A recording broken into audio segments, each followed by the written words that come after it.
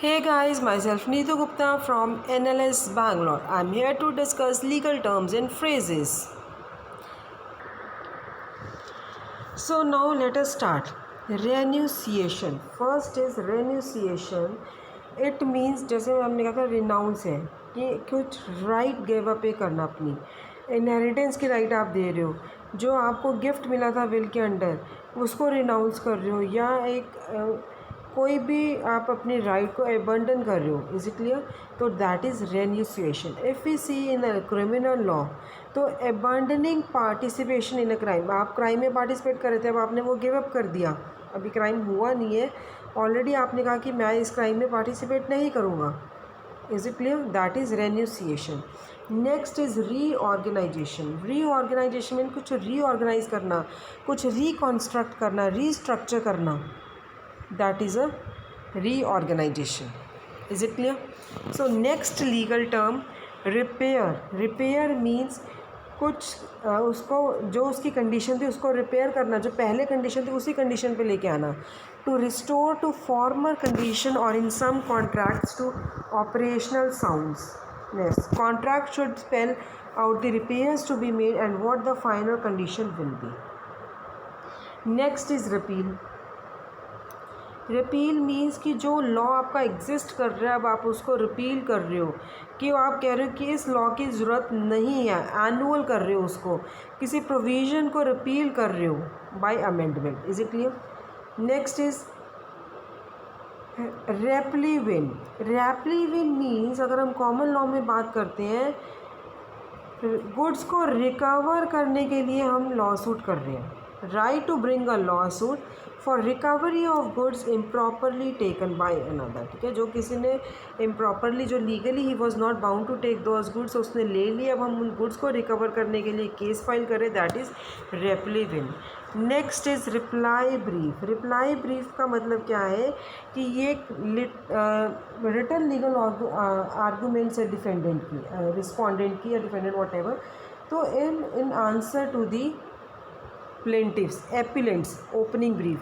तो ये generally appellant court में होता है. ठीक है, कि रिस्पॉन्डेंट की जो लीगल रिटन लीगल आर्गूमेंट्स हैं in answer to opening brief of an appellant. Next is reports. Report क्या है? जो आप कुछ पब्लिश करवा रहे हो, रिकॉर्ड में रख रहे हो, that is a report. A publish decision of appeal courts which are constantly updated with pamphlets called advance sheets which are soon followed by bound volumes. These reports are available in almost all law libraries. ठीक है, all India reporters हैं जहाँ पे already जो decided cases हैं उनको वो mention है, पूरी जजमेंट्स उनकी वहाँ पे दी जा रही है, that is all India reporter है, कोई आपके सुप्रीम कोर्ट के जर्नल्स है, whatever. Is it clear? Next is repossession. Repossession means जब आप जुडिशियल प्रोसेस से अपनी प्रॉपर्टी वापस ले रहे हो, that is a repossession. Is it clear? Next legal term is represent. Represent means आप दूसरे के लिए काम कर रहे हो, you are acting for the another. For example, agent is representing his principal and attorney is representing his client, तो that is a represent. Is it clear? Next is representation. Again representation is one and the same thing, कि किसी के behalf पे आप act कर रहे हो. Third, representative. कौन है जो रिप्रेजेंट कर रहे हैं किसी के बिहाफ पे? अगर प्रिंसिपल के बिहाफ पे एजेंट है तो he is agent is a representative, lawyer is a representative. Is it clear? Next is reprieve. Reprieve में क्या है कि जो आपको पनिशमेंट मिली है, सपोज़ डेथ पेनल्टी है, तो कुछ समय के लिए वो पनिशमेंट डिले हो जाएगी. ठीक है, और वो कौन देगा? गवर्नर उस ऑर्डर को देगा कि इसको डिले कर दो. बाद में वो रिड्यूस नहीं हो सकती, सिर्फ डिले हो रही है. और रीज़न क्या हो सकता है उनका? कि शायद उन्हें कोई नया एविडेंस मिला है. ठीक है, जो हम लास्ट मिनट तक वेट कर रहे थे, अब वो एविडेंस मिल गया उन्हें, या कोई गवर्नर के according there is some error in the record which you should examine, दोबारा एग्जामिन किया जाना चाहिए, that is a reprieve. Is it clear? It is very important legal term, so I am reading for you. In a temporary delay in imposition of the death penalty by the executive order of the governor of the state. Reasons for reprieve include the possibility of newly discovered evidence, awaiting the result of some last-minute appeal, or concern of the governor that there might have been some error in record which you should examine. Upon the expiration of the reprieve, the date for execution can be reset and death penalty imposed. A reprieve is only a delay and is not a reduction of sentence, commutation of sentence, or pardon. Is it clear? Now next is repudiation. Repudiation means it is an anticipatory breach of contract. So it is a denial of the existence of contract or refusal to perform a contract obligation. Repudiate करना, आप कह रहे हो cancel करना, means cancel करना कि जो contract exist होना था उसको आप मना कर रहे हो कि मैं नहीं परफॉर्म करा, तो to repudiate the contract, to cancel the contract. Is it clear? To cancel.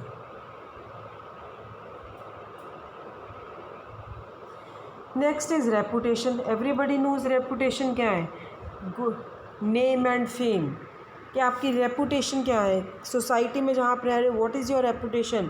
आपकी रेपुटेशन अच्छी है बुरी है? हम ये कह रहे हैं कि ये जो लड़का है ये मतलब he is after the girls, तो हम उसको क्या सोसाइटी में क्या करते हैं कि इसकी रेपुटेशन अच्छी रेपुटेशन नहीं है. Is it clear? रेप्यूटेड वही है. Reputed means what is the belief of general public, वो सही है या नहीं है. ठीक है, that is a reputed. Next is the request. Request भी सबको पता है कि किसी से आप कुछ डिमांड कर रहे हो तो आप उसे एक रिक्वेस्ट कर रहे हो. सबसे इजी एग्जांपल लेते हैं, आप पेरेंट्स से रिक्वेस्ट कर रहे हो कि हमें जैसे ही आप थोड़े से बड़े हुए हैं मोबाइल फ़ोन दिला दीजिए प्लीज़, तो यू आर रिक्वेस्टिंग. तो ये अकॉर्डिंग टू द लॉ क्या है कि आप जज से कुछ रिक्वेस्ट कर रहे हो जो आपको रिलीफ चाहिए, you are asking for that. To ask और डिमांड अ जज to act or demanding something from the other party, usually a party to a lawsuit. The act of asking or demanding, that is request. Is it clear? Next is requirements contract. Requirements contract का मतलब क्या होता है? जो contract है between supplier and buyer.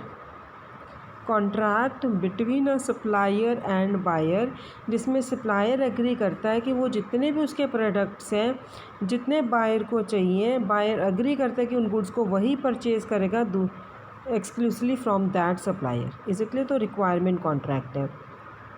अब ये जो रिक्वायरमेंट कॉन्ट्रैक्ट है that is different from output contract. Output contract में क्या होता है? बायर एग्री सारे गुड्स सप्लायर के वही परचेज़ करेगा, लेकिन जो आपका रिक्वायरमेंट कॉन्ट्रैक्ट है इसमें सारे गुड्स में जितने उसको चाहिए वही उस पर्टिकुलर सप्लायर से परचेज़ करेगा. Is it clear? Next legal term is res. Now res means, what do you mean by the term res? Res means thing.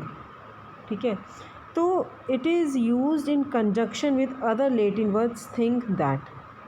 Is it clear?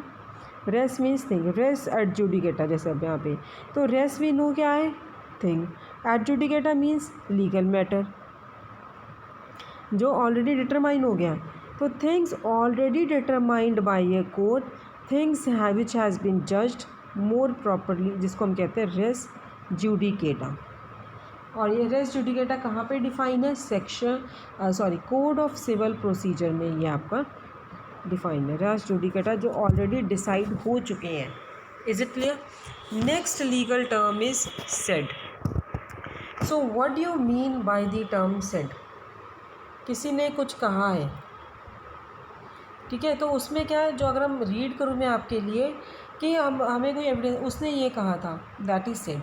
Reference back to a thing that was previously mentioned or identified properly in legal document as the said driver drove the automobile in a negligent manner. Is it clear? So said सबको पता है, तो ज़्यादा detail में जाने की मुझे ज़रूरत नहीं है. Next is sale. जब आप कुछ बेच रहे हो दैट इज़ अ सेल.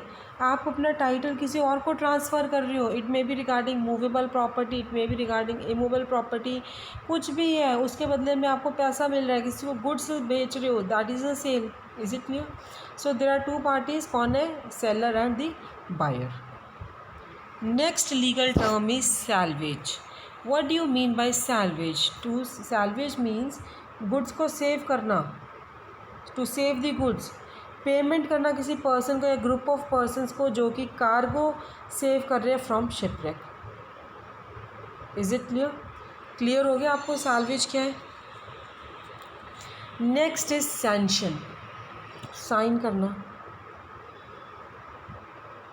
ठीक है, जज ने कोई ऑर्डर दे दिया है, पनिशमेंट दे दी है, अब वो उससे वो सैंक्शन कर रहा है, that is a sanction. See reading for you, so look at your screens.